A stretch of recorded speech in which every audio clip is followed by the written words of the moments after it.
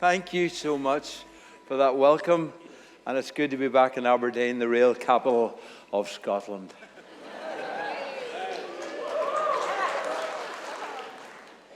I normally say at this stage, it's good to be here, but at my age, it's good to be anywhere. It's funny, one of the things that happens to old people is they get scammed. You know what a scam is? You know, somebody phones you up and scams you. A few weeks ago, got a call. Is that Paul Reid? Yes. We've got your passwords. I said, all of them? He says, yes. I said, Priscilla, good news. Somebody's got our passwords. I said, quick, get me a pen and a bit of paper to write them down. Okay. Okay, go ahead. Be careful out there, okay? The scammers are out to get you. A new series next week, and today I'm going to loosely refer to it. Pastor Reid's going to go into the passage in Matthew 25 in great depth, but of course it's the king's got talents, okay? And so I want to talk on the subject of living a generous life. Living a generous life. Now, it always, when you talk about that, of course, you have to talk about money. And they say that in churches, when people talk about giving, people get uneasy. But when you talk about tithing, they get hostile. So I'm going to soften you up today by starting with giving, okay? And I'll talk a bit about that. Do you know that Jesus spoke more about money than anything else? It seems to be the one thing that is the major competitor for our devotion to God. You say, well, Paul, that's a bit strong. But actually, Jesus said on 2 occasions, let me read it to you, Matthew 6, no one can serve 2 masters. Either he will hate the one and love the other. He will be devoted to the one and despise the other. Here's what he said, you cannot serve God and money. And it's a strange thing because you kind of think, well, you know, it's only money. A man called Richard Foster said this, when the Bible refers to money as power, it doesn't mean something vague or impersonal, nor does it mean power in the sense of purchasing power. No, according to Jesus and the writers of the New Testament, behind money are very real spiritual forces that energize it and give it a law of its own. Hence, money is an active agent. It's a law unto its own, and it's capable of inspiring devotion. So we have to somehow break that devotion.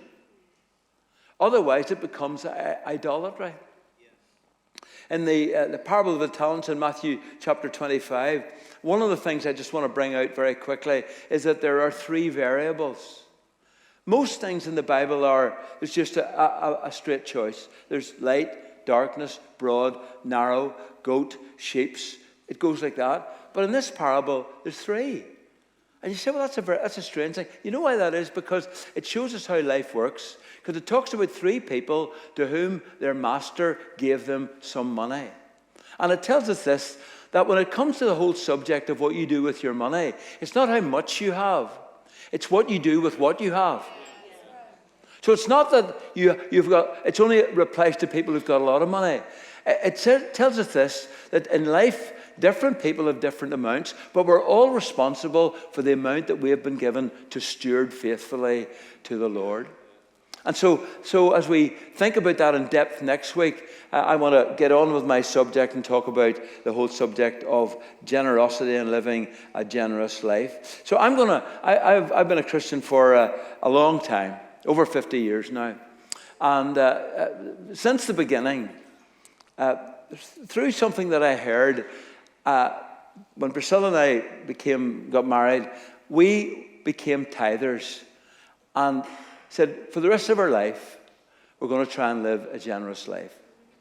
And so I always like to look back and go, why did I do that? So the first reason is this, it's very simple, and it's a bit shallow, but I like myself better when I give. Turn to the person beside you and say, you'll like yourself better if you give. Go on, come on, do it now. Now here's the point. Jesus said it's more blessed to give than to receive. And the root of blessed, The word is happy. And there's something very powerful about that. Here's what Proverbs 11 says. You'll see it up on our screen. 11:24. The world of the generous gets larger and larger. The world of the stingy gets smaller and smaller. The one who blesses others is abundantly blessed. Those who help others are helped. You show me someone who is generous and magnanimous. You'll see someone who is happy and full of joy. There's something going on in their life. Show me somebody who's mean and stingy. Their world shrinks.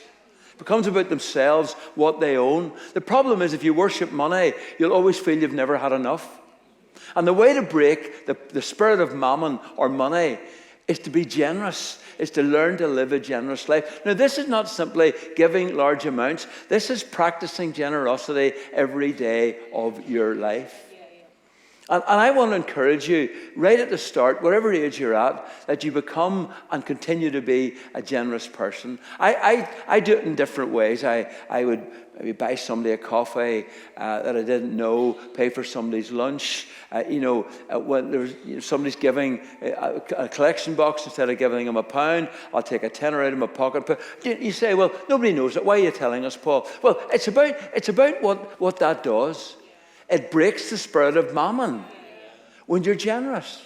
One of the things, in Ireland we have toll roads. You have to pay to get onto them. And one of the things that's really, really a lot of fun is that you go up and you pay your toll and you say, I want to pay for the person behind me as well. And you pay the two. And then you go through the barrier and you just park your car. Just stop. And then you see this conversation going on in your rearview mirror. They're giving their money. They go, no. Your friend paid up there. And they're going like this here. And then you drive off as fast as you can and you feel good all day. I got a call, one of those, again, honestly, I got one of those calls and it's a marketing call. And generally you hang up, but the girl said, hello, is that Mr. Reid? I said, yeah. She says, this has helped the aged. I thought, well, I might be needing them. So she said, would you be prepared to give £4 a month for 3 years and gift date it? £150. And I said, I tell you what, I'll give you the whole lot right away. £150. She said, I don't know if I can do that or not. I said, oh, I think you'll find you can. So she took the card details. 10 minutes later, I get a call from her manager. And basically wanting to know, did she force an old person to give £150? Now, the reason I tell that is it's so unusual for people to do that. But if the people of God who have been so generously served by God are not a generous people, their world, remember, shrinks and gets smaller and smaller. Number 2. Because I've got about 800 of these, so I'll have to move on here. Number 2, it's only slightly less shallow. It benefits me. It benefits me. Let me read to you Scripture. Luke chapter 16, a lengthy passage on money.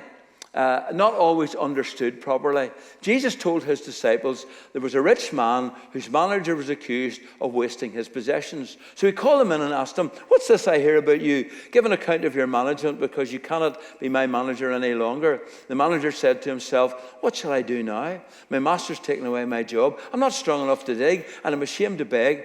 I know what I'll do. So when I lose my job here, people will welcome me into their houses.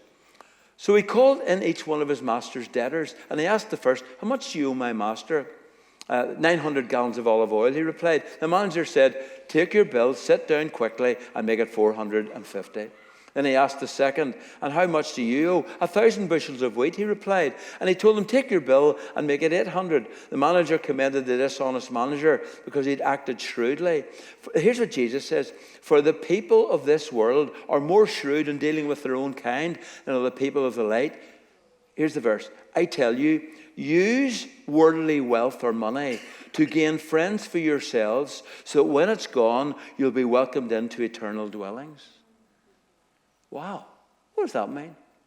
Well, let me give you, I hope, a light-hearted illustration of what it actually means. The parable itself, of course, is about a man who's managing an estate. He's been a little bit dishonest. His boss catches him on, but before he actually leaves the job, he does a deal with the debtors of the manager to reduce their debt, and they pay it off. And so that whenever he leaves the job, actually, they'll owe him something. They will become his friends. So that's what that's about. And Jesus commends the man, not for his dishonesty, but for his shrewdness and how he used his money. I don't know if you knew this or not, but Pastor Elizabeth is a big fan of Harry Styles. Now, I know it's a big shock to you, but his picture is above her bed, which I don't know how you do it, Pastor Ian, but there you go. So it's Harry Styles' last concert. Wouldn't you pay to go and see the last concert that Harry Styles had? And but the tickets are £500 each. So Elizabeth and Ian get the money. Ticketmaster's opening 8 o'clock on Monday morning. Come into church. Somebody says, Pastor Ian, just got this through. There's a big need here for Bibles in the Middle East. He said, we've got a lot of money, but somebody has said they will match fund it if we raise so much. We only have £1,000 to go. So Elizabeth and Ian are, oh my goodness. Harry Styles, Bibles. Bibles, Harry Styles. Some of you are looking, some older people don't know who Harry Styles is. People have said, actually, I look like him. So that will maybe give you a clue. So anyway, they give the money, Bibles for the Middle East. They hear nothing more. As far as they know, the money is gone, the Bibles are bought, and that's it. And then the years roll by, and Elizabeth finds herself, hopefully about 50 years, at the gates of heaven. And the gates open. It doesn't happen like this, but stay with me, okay? It's just a story. And the gates open, and there's a crowd of people waiting. And she says, what is this? It's your welcoming committee. What do you mean? Somebody comes forward and says, are you Elizabeth? Yes. Years ago, you bought Bibles. We got them. We heard about Jesus, and we gave our lives to Christ. And because of your generosity, we are here today, and we will be your friends for all eternity. That's what this means. You see, one of the reasons to be a generous person is because it benefits you. You've got an eye on eternity. This is not just about what you will get on this earth. This is about what you're sowing into eternity.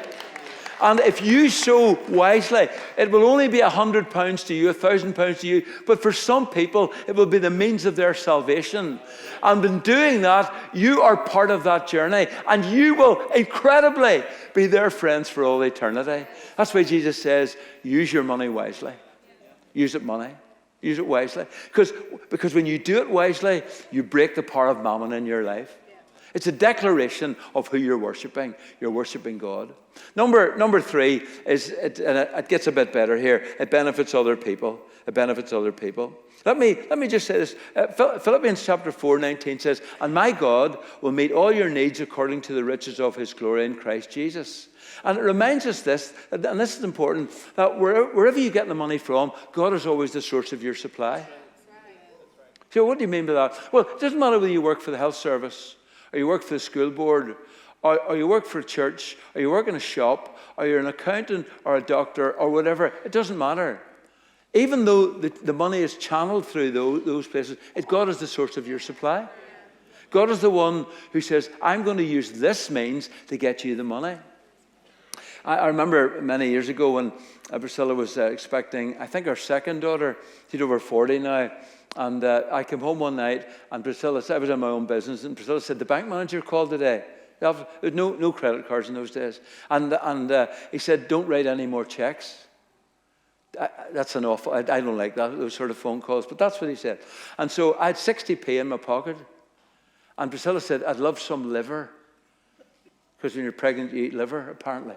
And or things like that. I mean, liver makes me go, watch my face here. So I went round to the local butcher who I knew, and I said, liver for one, Stephen.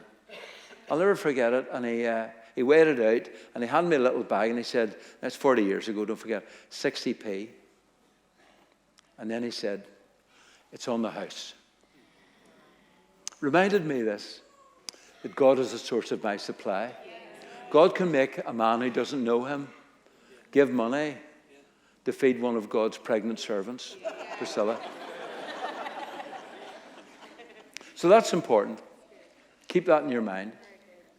The other thing is this, and this is important too. 2 Corinthians 9:12.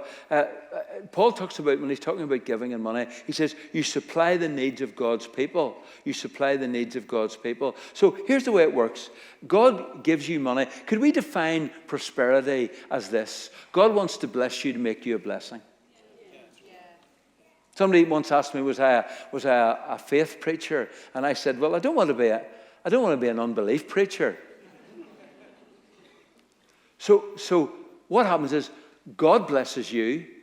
Where the money comes from is not the issue. You earn it. It's, you work for it. It's a gift, whatever. But God gives you the money, and he uses you to channel that money to touch the lives of other people. You supply the needs of God's people and other people as well, of course. And so it's really important that we keep that at the back of our mind, that it is us who does it. People say, well, the Lord will supply. I remember once we were doing a building extension, so we did the presentation. Somebody said, where's the money coming from? I said, the good news is God's already given us the money. Everybody cheered. I said, the problem is it's still in your bank account. I honestly said that. And they didn't cheer. Then it went very quiet, actually. Went really quiet. But that's the truth. You don't, when you get a gift of a check, it's not signed God. You write it to someone. There are no money trees. There are no suitcases of money that appear suddenly in your driveway. It doesn't work like that. God supplies your need, blesses you, that you can supply the needs of other people. And it's important that we keep that in mind. And that's why in living a generous life, you always got one eye open. In the spiritual eye, is there a need that I could touch someone here? Is there something, Lord, that I could do? I remember we went to America many years ago, and a man called Wendell Smith, Judah Smith's father, and we went out for a meal. And after the meal, just as we were finishing, he and his wife just bowed their heads and then looked around the restaurant. And I said, what are you doing? He said, every time we buy a meal out in the restaurant, we pay for another couple. I said, you're kidding? Every time? He said, yeah. I said, wow, it must be an expensive hobby. And I said, do people, when they see you paying for it, run after you and give their lives to Christ? He says, you know something? Hardly anybody says thank you. And I said, well, then why do you do it? He said, to break the spirit of mammon in our lives. We give it away. Again, on a personal note, I used to go preaching with my father-in-law, Priscilla's dad, who's 95, and we would go around these little halls around the country on a Sunday night preaching. And we went to a little fishing village called Portavogie. Some of you fisher people would know it. So it's the main fishing port in Northern Ireland. And every time we would go, this little man, his name was Hugh Coffey, he would cram 3 pounds into my hands like that there. But I never took it. I said, I don't need that money, And my father-in-law, he said, did he offer you money? And I said, yeah. He says, Paul, if somebody offers you money, always take it. So if you cram 50 pounds into my hand today, I will be keeping it, okay? Just want to make that note. Okay. Or you can slip it into the pocket. It doesn't matter. And I said, well, why would I do that? And he said, here's what he said. He said, number one, let him be obedient. If God's told him to give you that money, allow him the opportunity to be obedient. He said, number two, don't deny him a blessing, because it's more blessed to give than to receive. And the other one was this. He said, if you don't need it, pass it on to somebody else. And so there's this incredible thing that goes on. God supplies your need. He's the source of your supply, and then he uses you to touch the lives of other people. Something enough for yourself and something left over for other people. It's living a generous life. Cultivate it. Because what happens is this, when you come to a Vision Sunday and you come to the big thing, it's not such a leap. If you've never given £5 to anybody, you'll not give £1,000. Because God increases our faith. Number 4, I do it because Jesus tells me to. Let me read you these verses.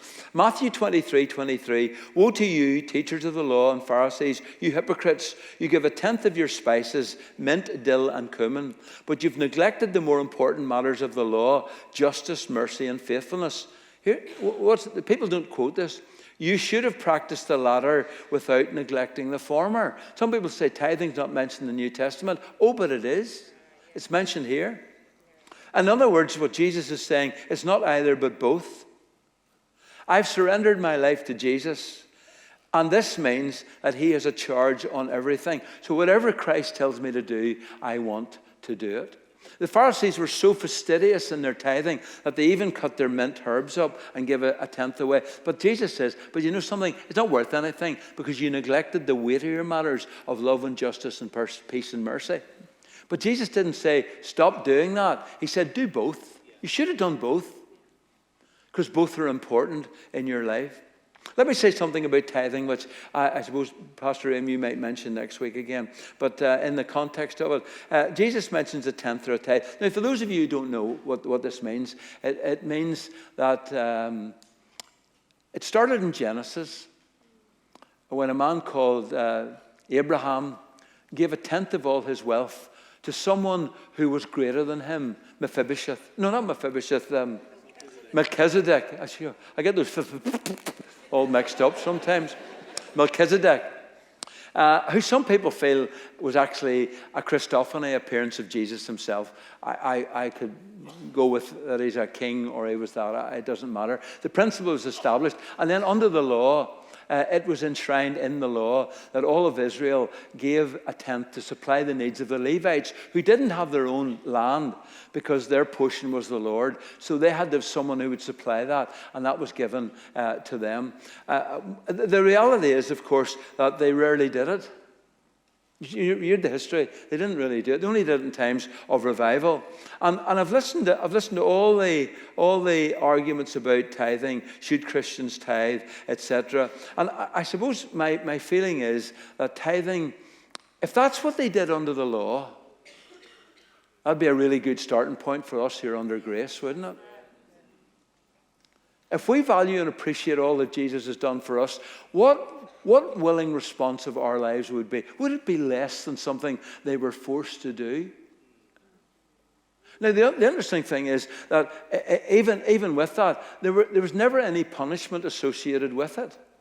But there were blessings if you did. But there was no punishment, which is really good news, isn't it? And you know how I know that? That God doesn't kill you? Because some of you are alive and breathing out there today. Oh, ouch.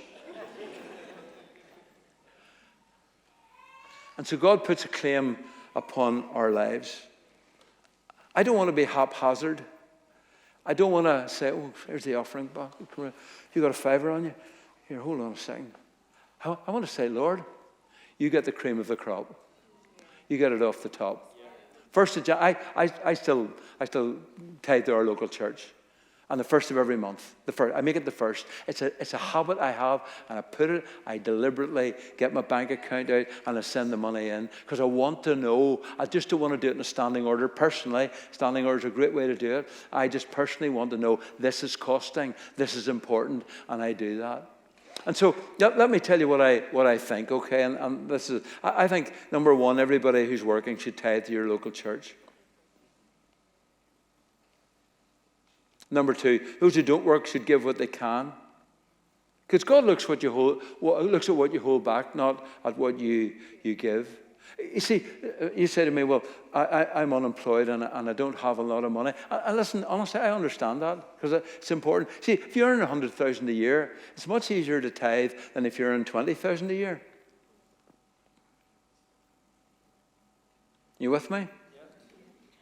And so there's something about, I think there's something in us as believers who actually want to practice tithing. But for various reasons, we can't or don't. But I think everybody wants to. Here's my point. Don't worry about it. If you can't at the minute and you're not at the minute, here's the point. Could you do something? Could you put a £5 a weekend and go, well, I'm going to put a fiver in. Honestly, when you do that, you will find something will transform in you. Remember, the world of the generous gets larger and larger. And you will find that your finances, you'll never be the loser in the long run if you begin to tithe. I found that there are generally 4 reasons why people don't give. The first one is ignorance. They don't know. So you do now. Dealt with that one. Okay. The second one is a financial reason. And I want to, please, people say to me, well, you can't afford not to tithe. And I understand that. But what I would say is this. Remember the words of Jesus, the weightier matters of mercy and justice. So if tithing means that your children can't get shoes to go to school, buy the shoes. Okay? If that means that the person you're caring for doesn't get a meal, buy the food. All right? Justice, mercy, important. Okay? That's really, really important that we grasp that one. So it's a financial issue. But again, I would say, could you do something? Could you start somewhere? Number 3, it's a relational issue. And here's what it means, and this is a hard one, but it means this, that when you sign your check or give your money in, let's take church today, and you give it on, actually, and thank God for a church that is transparent and has a financial review tonight that anybody's invited to. But the issue is that you don't trust the people who are getting to spend your money. It's a relational issue. And if it is, honestly, and there's a blockage there, come and talk to them. I know them. They're wonderful people. Seriously, they're people of integrity and trust. But prove it yourself. Come and talk to them if you've got a relational issue. Or number 4, it's a spiritual issue. In other words, the spirit of mammon has still not been broken in your life. There's something going on between you and the Lord. Number 5, we'll move on. Okay, number 5. I'll say one more thing. Okay, I may as well say it all as I'm going home in the morning. Update your giving in light of pay rises. People put a standing order in, and 20 years later it's the same amount. Please, give me a break, and use gift aid to multiply that. It's a gift that we might not always have, but it increases your giving by 25% because the tax that you paid on the money you give is given back not to you, but to the gift, the charity that you gave it to. Okay, number 5, and I'm sort of swooping on now because I believe in the vision of this church. I believe in the vision of this church. Let me give you our mission statement in Belfast. I can do it by memory. It's quite long. There's a strap line to it, but we're a Christ-centered community dedicated to impacting Belfast, Ireland, and the nations with the love of God and the power of the Holy Spirit. It's Trinitarian. It's geographical. It's got everything in it. It's brilliant. You know why? Because I wrote it. Yeah. It's a really good one. But you know something? 40 years on as a church, most people in our church know that. Our pastor speaks on it almost every year. One of the ones we have is this: is reaching out to bring people home. And you see, one of the reasons that I give to my local church and other things is because I actually believe in the mission. And here's my point: if you believe in what God is doing through this church, are you going to be a supporter, an investor, or simply a fan? I always ask people, I'm a big football guy, so I said, what team do you support? Funny, all Scottish people have got an English team they support. That's kind of strange, isn't it? And they say, well, Manchester United. And I go, do you send them money every week? They say, no. I say, well, you're a fan, you're not a supporter then. A lot of fans about. For the rest of your life, you will give yourself and your money to something. The only question is, will it be worthy? If you think the vision of this church, this house, is not, you don't fancy it, please get a vision that you do believe in, and give your money to it and give yourself to it.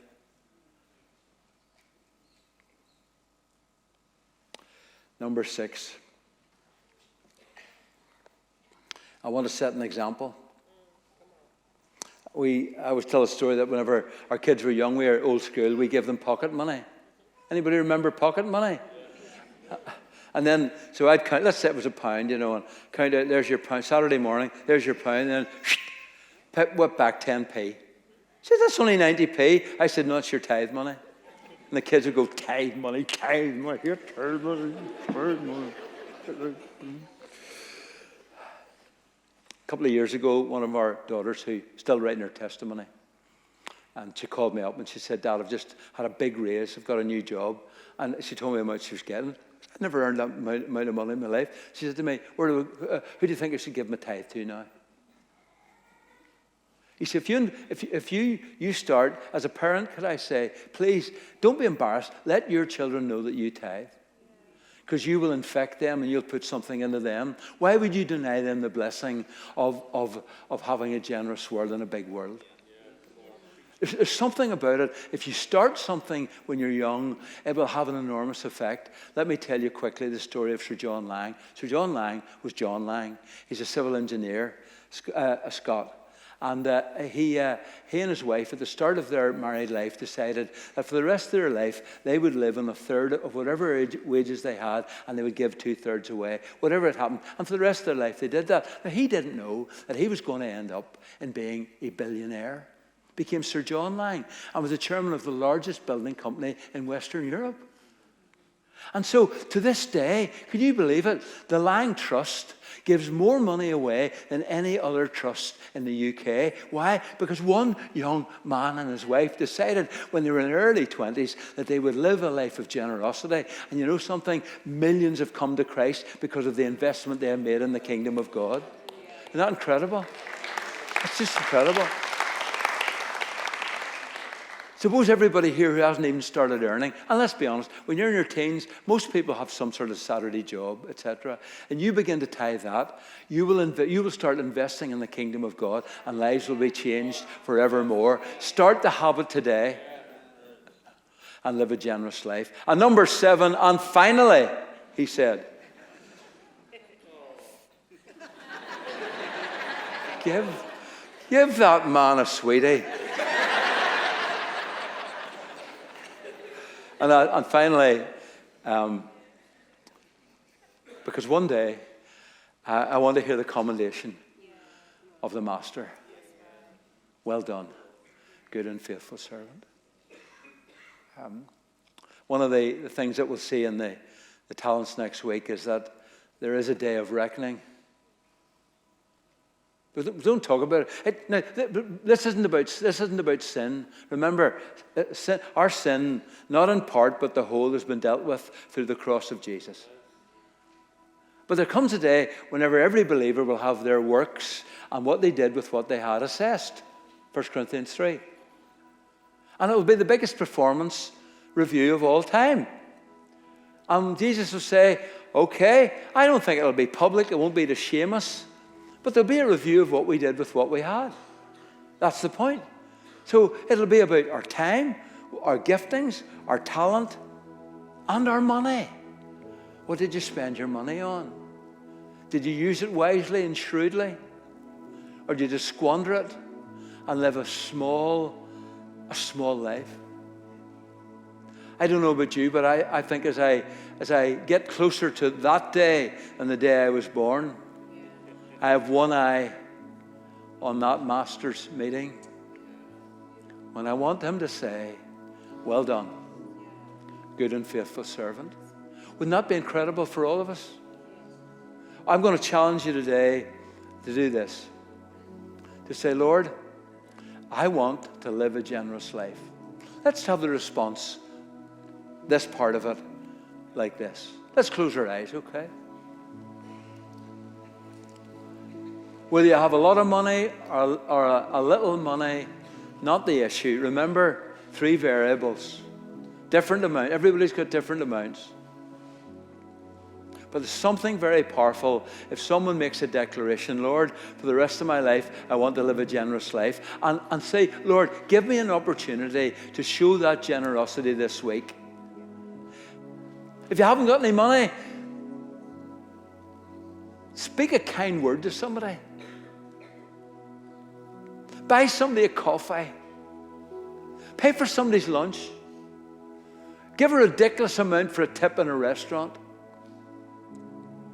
And if nobody says thank you, it doesn't matter. It's about breaking the spirit of mammon in your own life. The antidote to mammon is generosity, giving it away. You might want to say something like this. Lord Jesus Christ, thank you for supplying my need. Thank you for giving me enough to meet my own needs and something less to meet the needs of others. Lord, you have blessed me. I want to live my life to be a blessing. Give me the opportunity this week to begin to live that generous life. In response to what Christ has done for me. Thank you, Lord. Amen. Amen. Thank you.